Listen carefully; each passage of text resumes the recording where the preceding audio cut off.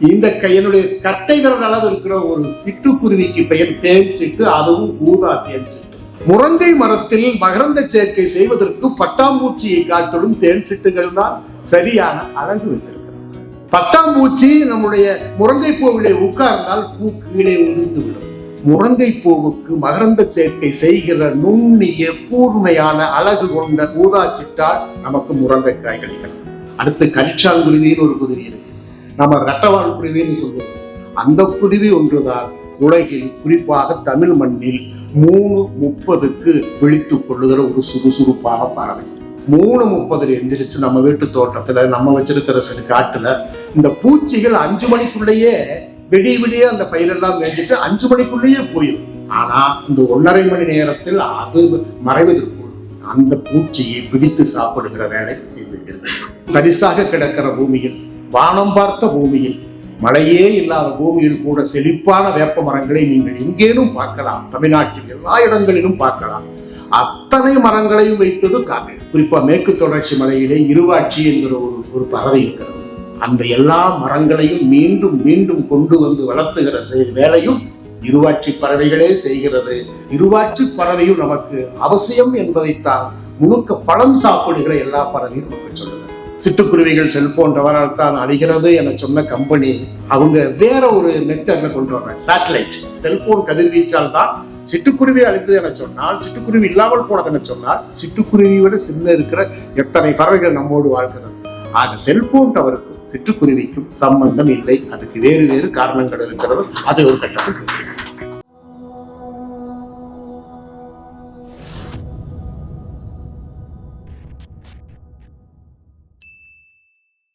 பறவைகளின் எச்சத்தில் காடு பூக்குமாயா?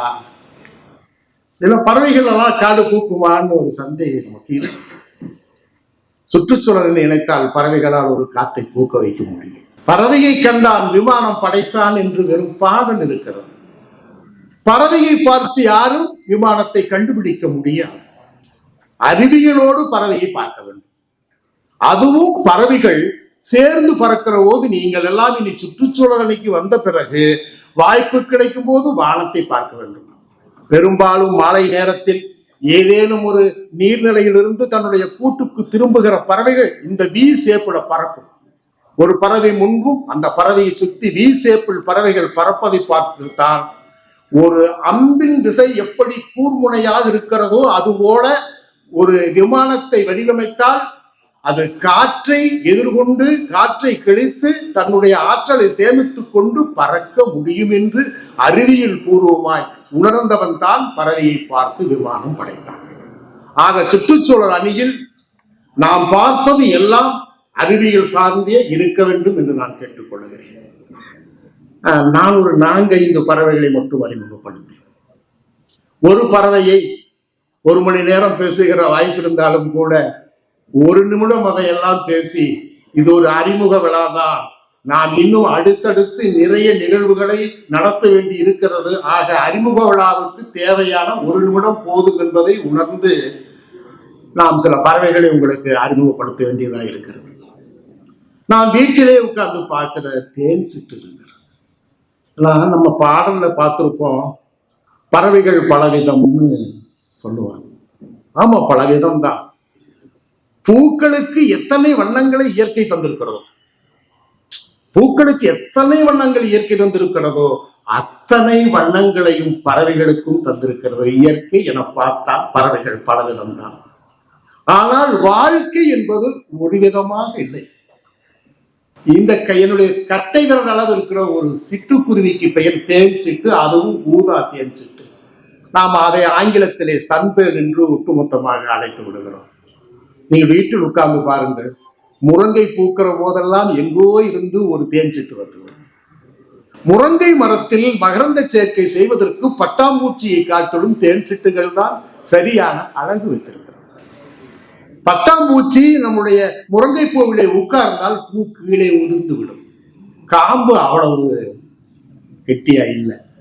அந்த பூவுக்கு நோகாமல், பூ காம்பிலிருந்து கழிந்து விடாமல் முருங்கை பூவுக்கு மகரந்த சேர்க்கை செய்கிற நுண்ணிய கூர்மையான அழகு கொண்ட ஊதா சிட்டால் நமக்கு முருங்கைக்காய் கிடைக்கிறது. தோழர்களே, ஊதா தேன் சிட்டு என்கிற ஒரு பறவையை நாம் இழந்து விட்டால் முருங்கைக்காயும் சேர்ந்து இழந்து விடுவோம் என்பதுதான் பறவைகளை பற்றியான ஒரு பார்வை நமக்கு வருது. அப்ப இன்னொன்னு கோவையில் இருக்க பார்க்கணும். சோவியத் யூனியனிலிருந்து குறிப்பாக சோவியத் யூனியன் சைபீரியா என்கிற ஒரு நாட்டிலே இருந்து திருப்பூருக்கு இப்போது பறவைகள் வந்திருக்கிறது. நீங்க பாருங்க, 14,000 கிலோமீட்டர் தூரம் பறந்து மிகச்சரியாக திருப்பூர் நஞ்சராயன் குளத்துக்கு அந்த பறவை நேற்று வந்திருக்கிறது. நமது மாண்புமிகு முதல்வர் சைபீரியாவிலிருந்து 14,000 கிலோமீட்டர் கடந்து வருகிற ஒரு பறவையை பாதுகாத்து அனுப்ப வேண்டும் என்கிற பெரும் கருணையோடு தமிழ்நாட்டின் 17வது பறவைகள் சரணாலயமாய் திருப்பூர் நஞ்சராயன் குளத்தை அறிவித்திருக்கிற பெருமைக்குரியவர்கள். ஆகவே நாம் பறவைகளை பற்றி பேசுவதற்கு எல்லா வகையிலும் சால சிறந்தவர்கள், யோகியமானவர்கள் நிறைய பார்க்கணும். அடுத்தது ரொம்ப முக்கியமானது, இந்த பறவைகள் 5ஆ பிரிச்சுக்கலாம், தொந்தரவே இல்லை. முழுக்க பறவைகள் பலவிதங்கள்னு போய் சொல்றதை விட பறவை 5ஆ பிரிச்சுக்கலாம். ஒண்ணு ஊதா தேன்சிட்ட பண்ணிட்டோம். அடுத்து கரிச்சான் குருவின்னு ஒரு குருவி இருக்கு, நம்ம ரெட்டவால் குருவின்னு சொல்லுவோம். அந்த குருவி ஒன்றுதான் உலகில் குறிப்பாக தமிழ் மண்ணில் 3:30க்கு விழித்துக் கொள்ளுகிற ஒரு சுறுசுறுப்பான பறவை. கட்டங்கரின்னு தான் இருக்கும். அதுக்கு ரெட்டவால் குருவின்னு சொல்லுவோம், கரிச்சான்னு சொல்லுவோம். ஆங்கிலத்தில் அதுக்கு பிளாக் ட்ராங்கோ அப்படின்னு பேர் வச்சிருக்கிறான். 3:30க்கு எந்திரிச்சு இது என்ன பண்ணுதுங்கன்னா, 3:30 எந்திரிச்சு நம்ம வீட்டு தோட்டத்துல நம்ம வச்சிருக்கிற சிறு காட்டுல இந்த பூச்சிகள் 5 மணிக்குள்ளேயே விடிய அந்த பயிரெல்லாம் மேய்ஞ்சிட்டு 5 மணிக்குள்ளேயே போய் ஏதாவது ஒரு இடத்துல மறைஞ்சுக்கும். ஆனா இந்த 1.5 மணி நேரத்தில் அது மறைவதற்குள் அந்த பூச்சியை பிடித்து சாப்பிடுகிற வேலை செய்திருக்கிறது. கரிச்சாங்க அவ்வளவு பூச்சி பிடிச்சு சாப்பிடும். ஒரு 100 பூச்சி சாப்பிட்டா வயிறு நம்பும். 100 பூச்சி சாப்பிட்ற 4 மணிக்கு. ஆனா இன்னும் டைம் இருக்கு, 6:30 வரைக்கும் அது இருக்கும். நீங்க பார்க்கலாம், பூச்சிகளை பிடிச்சிட்டே இருக்கும். 100 பூச்சி பிடிச்சி ஃபுல்லாயிருச்சுன்னா வாந்தி எடுக்க ஆரம்பிச்சிடும். வாந்தி எடுத்துட்டு மறுபடியும் 100 பூச்சி சாப்பிடும். 100 பூச்சி முடிஞ்சிச்சுன்னா மறுபடியும் அதை கூட வாந்தி எடுத்துட்டு இந்த 100 பூச்சி பிடிக்கும். ஒரு 300-400 பூச்சிகளை தேடி பிடித்து 100 பூச்சிகளை தான் சாப்பிட்டு விட்டு 200 பூச்சிகளை பாதி முதித்து எறும்புகளுக்கு காலையிலேயே உணவு கொடுக்கிற பறவைக்கு பெயர் கரிச்சான். என்ன நம்ம செய்யறோமான்னு யோசி. பறவை இந்த மண்ணுக்கு எவ்வளவு பெரிய சேவை செய்து நாம் அந்த குறிப்பாக கரிச்சான் சாப்பிடுகிற பூச்சிகளைத்தான் மருந்தடித்து உயிர்கொல்லி அடித்து கொண்டிருக்கிறோம் என்பதை நினைத்தால் நாம் சுற்றுச்சூழலை எப்படி நாசம் செய்கிறோம் என்பதை ஈஸியாக புரிந்து கொள்ளலாம். இன்னொன்னு, பறவைகள் வெறும் பழம் மட்டும்தான் சாப்பிடும். பழம் இருந்ததுன்னா அதுக்கு ரொம்ப நல்லது. பழத்தை சாப்பிட்டு விட்டு கொட்டைகளை தன்னுடைய முழுக்க வயிற்றிலே வைத்து அந்த பறவைகள் எங்கு எச்சம் கழிக்கிறதோ அங்க அந்த மரங்கள் வரும். பறவைக்கும் மரக்கத்துக்கும் தான் உறவு இருக்கிறது. குறிப்பாக வேப்ப மரத்தில், அதுவும் தரிசாக கிடக்கிற பூமியில், வானம் பார்த்த பூமியில், மழையே இல்லாத பூமியில் கூட செழிப்பான வேப்ப மரங்களை நீங்கள் எங்கேனும் பார்க்கலாம். தமிழ்நாட்டில் எல்லா இடங்களிலும் பார்க்கலாம். அத்தனை மரங்களையும் வைத்தது காக்கைகள். காக்கைகளின் எச்சத்தில் விழுகிற எல்லா விதையும் வீரியமிக்கவை. அது காங்கிரீட் கட்டிடத்தில் விழுந்தாலும் அந்த எச்சத்தில் விழுகிற விதை உழைத்தே தீரும் என்பதால் பறவைகளுக்கும் தாவரங்களுக்குமான நுட்பமான உறவு என்பது நாம் பார்க்கிறோம். ஒரு காக்கை தன் வாழ்நாளில் பல்லாயிரக்கணக்கான மரங்களை நடுவதாக சொல்லுகிறோம். நாம் காக்கையை இழந்தால் பல்லாயிரக்கணக்கான மரங்களை இழந்து விடுவோம் என்று புரிந்து கொள்வதுதான் உள்ளபடியே பறவைகளோடு நாம் பேசுகிற செய்தியாகவும் இருக்கிறது. இன்னொன்னு, குறிப்பா மேற்கு தொடர்ச்சி மலையிலே இருவாட்சி என்கிற ஒரு பறவை இருக்கிறது. இருவாட்சி பறவை தன்னுடைய கூட்டுக்குள் தன்னுடைய மனைவியும் வைத்துவிட்டு 4-5 குழந்தைகளையும் அதுக்குள் வைத்துவிட்டு ஒரு நாளைக்கு 15 கிலோ பழங்களை தேடுகிறது. 15 கிலோ பழங்களை தேடி நம்முடைய மேற்கு தொடர்ச்சி மலைகளில் குறிப்பாக அத்திப்பழங்கள், ஆலம்பழங்கள், அரசப்பழங்கள் என்று என்னென்ன மேற்கு தொடர்ச்சி மலங்கள் என்னென்ன பழங்கள் இருக்கிறதோ அத்தனை பழங்களையும் ஒரு நாளைக்கு 15 கிலோ பழங்களை கொண்டு வந்து தன்னுடைய குடும்பத்தை காப்பாற்ற வேண்டும் என்றால் நாம் மேற்கு தொடர்ச்சி மலையில் எவ்வளவு வளமான மரங்களும் பழமரங்கள் இருக்கிற பகுதியை வைத்திருக்கிறோம் என்கிற ஒரு மிகப்பெரிய பெருமையோடு மட்டுமில்லாமல் அந்த எல்லா மரங்களையும் மீண்டும் மீண்டும் கொண்டு வந்து வளர்த்துகிற வேலையும் இருவாட்சி பறவைகளே செய்கிறது. மேற்கு தொடர்ச்சி மலையில் எப்படி புலிகள் முக்கியமோ, மேற்கு தொடர்ச்சி மலையில் எப்படி யானைகள் முக்கியமோ, அதுபோல இருவாட்சி பறவையும் நமக்கு அவசியம் என்பதைத்தான் முழுக்க பழம் சாப்பிடுகிற எல்லா பறவையும் நமக்கு சொல்லுகிறது. பிறகு வேட்டையாடி சாப்பிடுகிற பறவைகள் இருக்கிறது.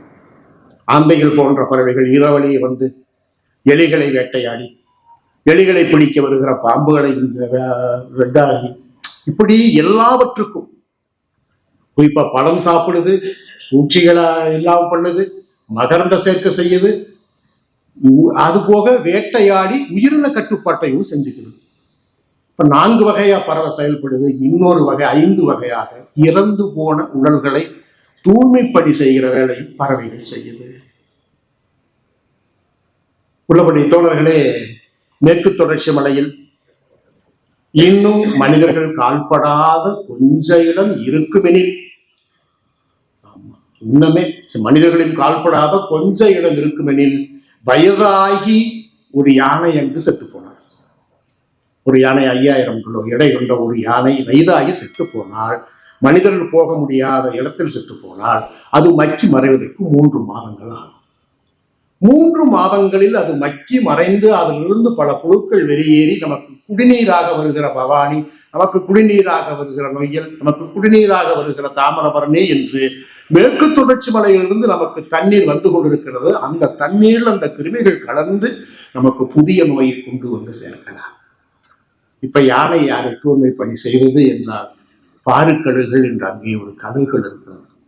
பாருக்கழுகுகள் முதலில் வந்து அதனுடைய சதையெல்லாம் பீத்தெடுத்து விட்டு அதை 3-4 நாட்களில் அங்கே இருக்கிற பன்றிகளை வரவழைத்து, அங்கே இருக்கிற கழுகு புலிகளை வரவழைத்து இந்த பாருக்கழுகுகளும் சேர்ந்து அந்த யானையை 1 வாரத்தில் இல்லாமல் செய்து விடுவார்.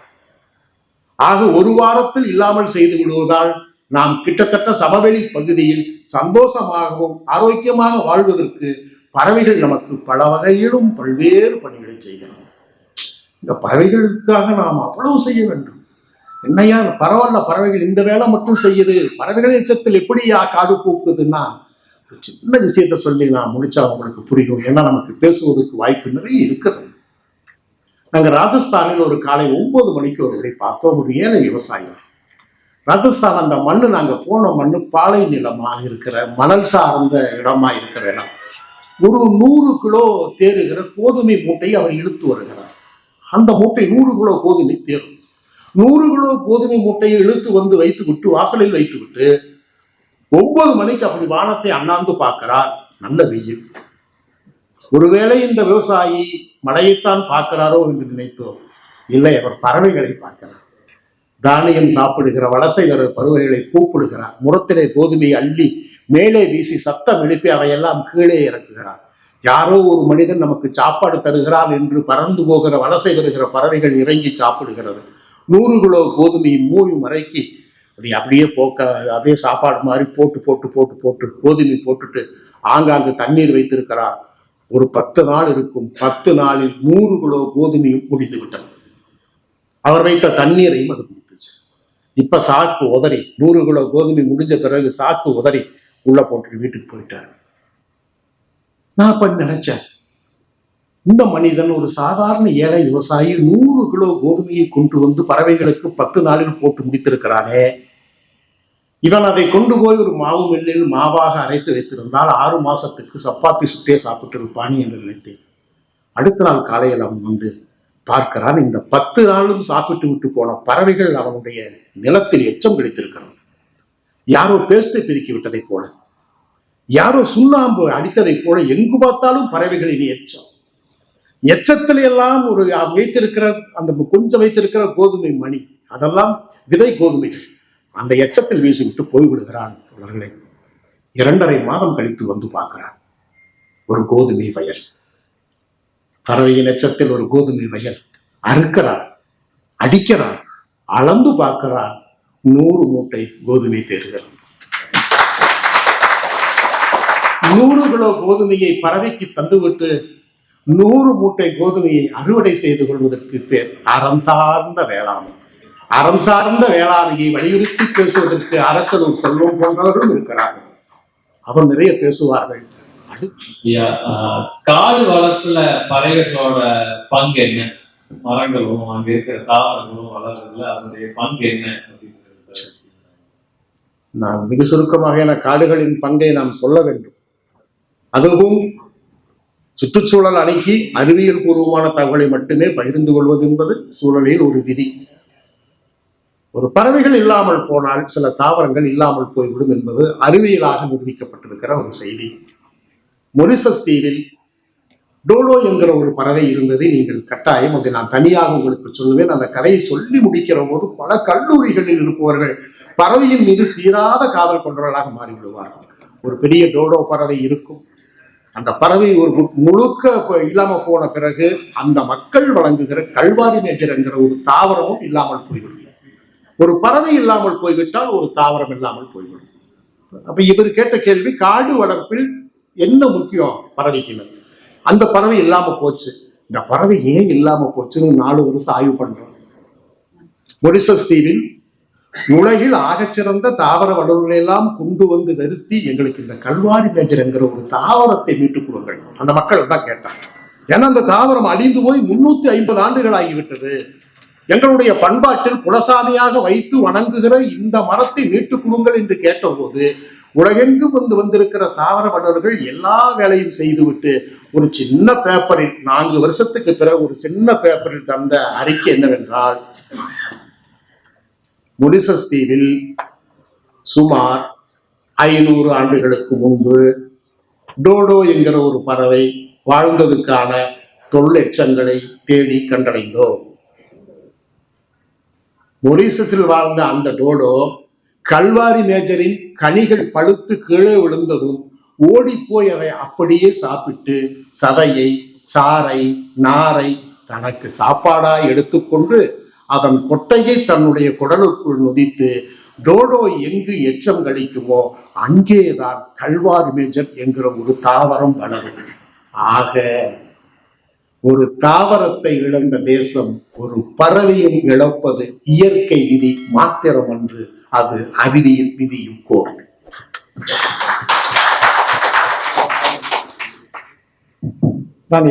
ஐயா வணக்கம். நிறைவு கேள்வி. இப்ப செல்போன் கதிர்வீச்சுகளால பறவைகள் நிறைய அழின்னு சொல்றாங்க. ஒரு தரப்பு அதுக்கு சம்மந்தம் இல்லைன்னு சொல்றாங்க. இதை பத்தி கருத்து ரொம்ப முக்கியம் தான். ஒரு பெரிய செய்தியா சொல்ல வேண்டியிருக்கு. ஒரு 600 கோடி ரூபாய் செலவு செய்து சிட்டுக்குருவிகள் செல்போன் டவரால் தான் அழிகிறது என சொன்ன கம்பெனி சீக்கிரமாய் அவங்க வேற ஒரு மெத்தட்ல கொண்டு வர்றாங்க.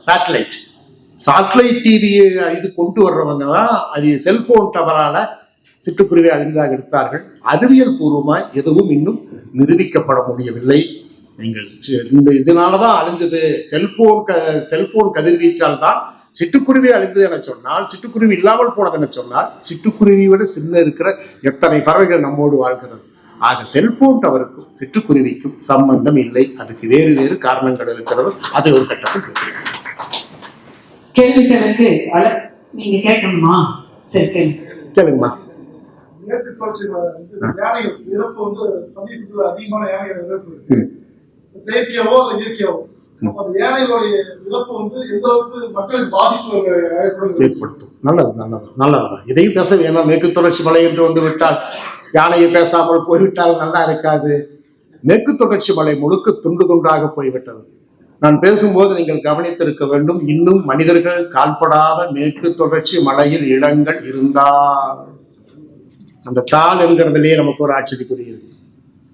யானைகள் வாழ்விடம் துண்டு துண்டாக போய் காடுகளில் பெரும்பாலும் நகரமகமாகி காடுகளில் கட்டடங்கள் வந்த பிறகு யானைகள் ஒரு இடத்தில் நின்று வாழ முடியாத சூழலில் அவையெல்லாம் துரத்தி அடிக்கப்பட்டு நகரங்களுக்குள் வந்து கொண்டே இருக்கிறது. காடுகள் யானைகள் இல்லாமல் போனான், இப்போது மிச்சம் இருக்கிற யானைகள் இல்லாமல் போனான். இப்போதெல்லாம் ஜிம்போவோவில் யானைகளை மிக கண்ணும் கருத்துமாக பாதுகாக்கிறார்கள்.